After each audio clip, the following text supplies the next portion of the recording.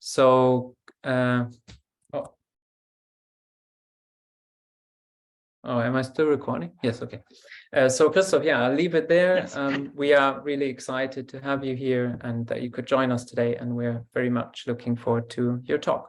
Yes, hello to everybody. Thank you very much for the kind introduction, Andreas, and for the invitation, organization, Ulrike, and all the other GHGA organizers. So I will talk today about the broad consent of the Medical Informatics Initiative. Let me see if okay. So the goals of the talk are to briefly introduce the German Medical Informatics Initiative for those who are not familiar with it, and of course, in particular, the broad consent of the Medical Informatics Initiative. I will then shortly present the results or the status quo of the implementation and rollout of the broad consent at each university hospital in Germany. So have a look at how things are going on right now, and then try to illustrate the potential relevance of the MII broad consent for researchers who want to collect data or biosamples or who want to carry out research.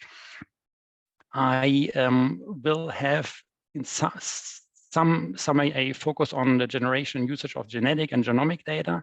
However, it is important to have a clear idea about the fact that the Medical Informatics Initiative is about using patient data. So it is not about genomic data, whereas the genome, the GHGA archive, so the Genome-Phenome, the archive has a clear focus on genomic data. But today, talking about the Medical Informatics Initiative and the broad consent, we will have a general look at the usage and access to patient data, and then have also some kind of focus on genetic data, but not only. So let's, the structure of the talk so is just introduce the Medical Informatics Initiative, then present the broad consent of the German Medical Informatics Initiative, the Medizin-Informatik Initiative. So I will briefly refer to the Medical Informatics Initiative. It's the abbreviation MII, and then the status quo of the rollout of the broad consent, the challenges of the implementation and rollout, and then the potential relevance for potential users and researchers. The German Medical Informatics Initiative is a huge research program, one of the biggest and most important of the German Ministry of Education and Research. It is about a funding of 300 million euros. It started in 2018, so we have some years already going on in the past, and there is a third period of funding that has started recently and encompasses 4 years. What is important is that every German university hospital is involved in the Medical Informatics Initiative. So the overall goal, the overall goal of the Medical Informatics Initiative is to connect the data from each university hospital in Germany. To give you a graphical idea of that, here's just a picture of all the sites that are involved. They have different colors that depend on the kind of consortia they are involved in, but that is not that much important for us today. So what really counts is that right now, every university hospital in Germany is involved, and in the future, also other hospitals in Germany will be part of the Medical Informatics Initiative. As to the goals of the Medical Informatics Initiative, so it's generally about digitization of the German healthcare system. That is, of course, a big endeavor. So you might say that 300 millions are not enough to leave medieval times and reach the 21st century of digitization in the healthcare sector, but at least this is an attempt, an ambitious attempt. And what the core idea is to connect the data that are generated during the treatment and diagnosis. So we have the university hospitals, and even in Germany, most patient data are in some way stored in an electronic patient record. So they are in some way there in a digital way. And what would be nice to do is to use the data from patients for research purposes. So that is absolutely not the current situation, but that is where the Medical Informatics Initiative want to get. So use the patient data from at least the university hospitals in order to carry out research and to better understand the situation in the hospitals and the outcomes of therapies and the quality of care and the success or even the undesired effects of therapies. What is also important is that one other goal of the Medical Informatics Initiative is to harmonize, at least on a national level, terminology and tools and standards. So the core idea is to develop approaches, strategies, tools that at least in all German university hospitals and abroad and across Germany are harmonized and can be interoperable. Therefore, there is a central overall structure of the Medical Informatics Initiative, that is the National Steering Committee, and several working groups that try to develop and implement harmonized standards. So there's a working group data sharing, the working group interop, working group communication, and also the working group consent. I am personally member of the working group consent, which is the group that has developed the broad consent of the Medical Informatics Initiative. Then just to complement the picture, well, the Medical Informatics Initiative is organized in 4 consortia. HIMED, I am part of HIMED, as Andreas already mentioned, and there are 3 other consortia, SMITH, Miracum, and DiFuture, but I think that this is not really relevant for today's talk. So let's see what the Medical Informatics Initiative has developed and produced so far. So I would say 3 of the most important results so far are firstly the approved broad consent. Approved in the sense that it got approval by the German Data Protection Conference. That is an important product, and that is something we will see more about in detail later. And then there are the local medical integration centers. So they are the most tangible results in terms of informatics. Each university hospital has set up such a medical integration center where all the data from all patients of each university hospital are to be collected, stored, and held available for sharing. And to really share the data with external partners, each university hospital, each site has also established a local data use and access committee that reviews data access requests and decides whether data can be shared, can leave the site in order to allow other researchers to use the data. So these are, I think, the most important results so far. And let's have a closer look on the broad consent of the German Medical Informatics Initiative. So the consent is really something I will show you. So something that is there, you can print it. It is something that is given to patients, handed out to patients. And it consists in one part that is information on the research that researchers may do with the patient data, and then one part where patients can sign and give their real consent to the usage of their data. It was elaborated by the working group consent of the MII, and the process of elaboration of the broad consent was a very, very German one. It was very long, with many meetings, with many committees, with many feedback loops. And the most, or one of the most important feedback loops was with all German, with all institutional review boards of German hospitals or of universities.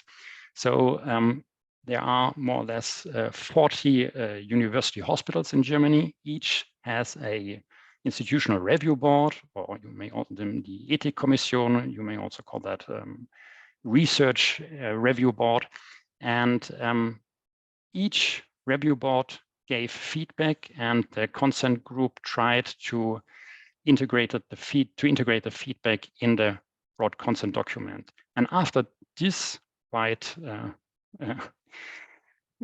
this loop, we had another important loop, the most important one, that was the discussions with the German Data Protection Conference. And at the end of the discussions, the German Data Protection Conference gave its approval to the broad consent of the MII. That was a huge success. And well, it is the best thing we could get in terms of legal approval. However, some people say, well, we have a document now, a broad consent that warrants legal certainty or legal security. I think that this is not the case, because only rulement or judgments of the highest courts can really give legal security. But the approval by the German Data Protection Conference was the most important thing we could get at that stage. What is important also is that the document, the broad consent, shall be used identically at all sites of the German Medical Informatics Initiative. It is supposed not to be changed. So this is important to warrant that we have one identical and harmonized document, and to warrant also interoperability between the sites. A further important point is, and I would like to really emphasize this, is that the broad consent, so the document, the text, is not the whole story. The broad consent is one part, but it is embedded in a organizational, normative, contractual governance structure. So there is a overview structure that additionally tries to protect data and protect patients' rights. So you cannot, or it is not ethical, it is not the intention of the German Medical Informatics Initiative to say, well, we have a text document and that's all what we need. So the governance structure is also important, and was important also for the approval by the Data Protection Conference. So what does the broad consent allow us to do? What is the broadness of the MII broad consent? Well, it allows us to use the de-identified patient data, the data from diagnosis and treatment of patients, to store them in the medical integration centers, to share the data, to give them away to academic partners and also to commercial partners. And it allows the partners, the external researchers, to carry out research, to apply all kinds of methods to do research with the patient data within the limits of medical science, within the limits of what we can define as medical research. So it is broad. You can do whatever you want with the data in terms of research, but it must be medical research. The data can be used for 30 years, which is quite a long time. But now the question is, what about genetic data? Are genetic data part of the diagnosis and treatment patient data? Well, that is a quite complicated question. As probably many of you might know much better than I do, it is not routinely the case that genetic data are generated during treatment and diagnosis. Probably oncological patients get a panel sequencing where some genetic data are generated. So if genetic data are generated in course of the treatment and diagnosis, they are part of the patient data, and well, you can use them, and you have in the patient data sets, you also have genetic data. But we had many people in the working consent group, in our working group, who were not satisfied with this. They told us, well, we also need biomaterial, we need biosamples, and we need allowance for the generation of genomic sequencing data for research purposes. And these were often representatives of biobanks in Germany. And it was the motivation for us as a working group to say, well, the basic broad consent is not enough. We need more. And to address the challenge, we decided to develop modules that can be complemented to the basic broad consent. So we have a basic broad consent, and then we have modules that can be added to that consent according to the research interests. And the most important module is the so-called biomaterial module. It is often used it is quite often used, and it is, of course, very interesting for people who are interested in genetic data, because the biomaterial module of the MII Broad Consent allows for the collection of biomaterial that otherwise would be wasted, or would be material waste, would be not used for treatment, but material that is there during surgeries. And it even allows for the collection of some additional biomaterial, for example, blood, during a intervention that is part of routine treatment and diagnosis. And then it allows also the sequencing of the biomaterial. For example, you can, after you have collected some blood, if the patient has consented to the biomaterial module, you have the allowance, you have the legal basis to apply next generation sequencing to the material and create whole exome or whole genome data sets. So with the biomaterial module, we go clearly beyond purely secondary use of already existing routine patient data. The biomaterial module allows for the extra collection of biomaterial for research purposes, and it allows for the generation of genomic data sets from these collected biosamples. If you want to learn more about the MII Broad Consent, if you want to download the documents, you may visit the homepage of the MII, particularly the working group consent, or you can read also on an article that was published on the broad consent in the Journal of Biomedical Informatics Initiative. And I would also like to very briefly mention that we have been elaborating a very huge additional information offer for patients on the usage of genetic data, where we explain really very widely and in detail and at different levels what genetic data are and how they are used and what are the risks and so far. And this additional information material will be put online in the next upcoming months. So let's say we have the broad consent, and we have also extra modules that were approved by the data protection officers. Now the question is, are they used? Do we really use them, and do we successfully recruit patients? Well, that is the challenge that the Medical Informatics Initiative is facing. And every site has at least started the rollout of the broad consent, but there are enormous differences in terms of numbers of recruited patients. So there are some MII sites, some hospitals that have recruited, so they have informed, asked for consent, and they have got consent from more than 20,000 patients. Heidelberg University Hospital has been quite successfully and has recruited, has gained consent from approximately 5,000 patients. But of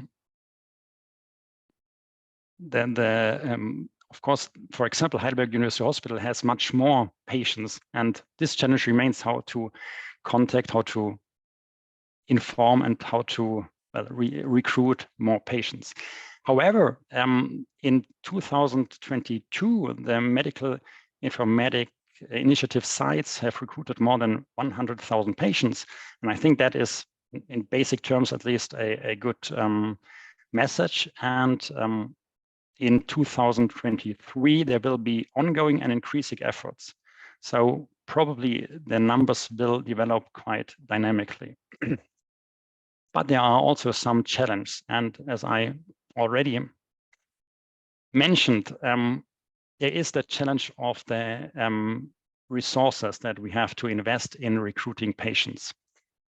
The different sites report that to recruit, to inform, and to recruit one patient with the broad consent, they need more or less 7 or 10 or 12 or 20 minutes. And that does not seem that much per patient, but if you want to reach higher numbers of patients, if you want to get the consent of all patients, you have a big problem, because it's hard to scale up the numbers of patient information and consent processes. So, for example, Heidelberg University Hospital has many thousands of patients that are treated that are treated, and it is a huge challenge to recruit them all, and that would be, of course, at least the ideal where we would like to go. As now specifically to genomic data, we have so far 100,000 patients recruited, but it is not clear how many patients have signed the Biomaterial Module. And second, it is not really clear how many genomic data sets have been generated during and within the Medical Informatics Initiative. So here I am cautious. I think that generating genomic data sets is, as you very well know, a long process that takes time and resources. And I cannot tell you that there are thousands of genomic data sets that are there and ready for research and debating to be shared with you. So this is, well, when it comes to genomic data sets, things get more complicated. The background of this challenge is that it is one thing to recruit a patient to get consent that we can collect his biomaterial and that we can do genetic sequencing of the biomaterial. But it's another thing if the biomaterial is really collected during a surgery, for example, and whether the biomaterial is subsequently sequenced so that genomic data sets are generated. That is a practical challenge. So you need persons on the ground that are motivated and who have resources in terms of time and methods and all that stuff. And then, of course, there's also a technological challenge to the creation and storage and sharing of genomic data sets, because genomic data sets are very big, and normal medical data integration centers are not really set up to handle many genomic data sets. So that is a technological challenge, problem. And of course, there is a solution to that problem, and that is the German Human Genome-Phenome Archive, GHGA, which is really designed to store, as an archive, to store the huge genomic data sets that are produced during next generation sequencing applications, for example, whole genome or whole exome data sets. And at least in terms of principle, it seems, as far as I have understood from a legal scholar, that it would be possible to use the MII broad consent in order to collect biomaterial, to do the sequencing, and then store the genomic data sets in the GHGA as an archive. Well, I'm concluding the talk, and now it's about the question: what does this mean, or what does this mean to you in terms of potential benefits? What's the relevance of the MII, of the results of the MII that have been produced so far? I think that you can benefit, at least potentially, from the MII and the MII broad consent in two ways.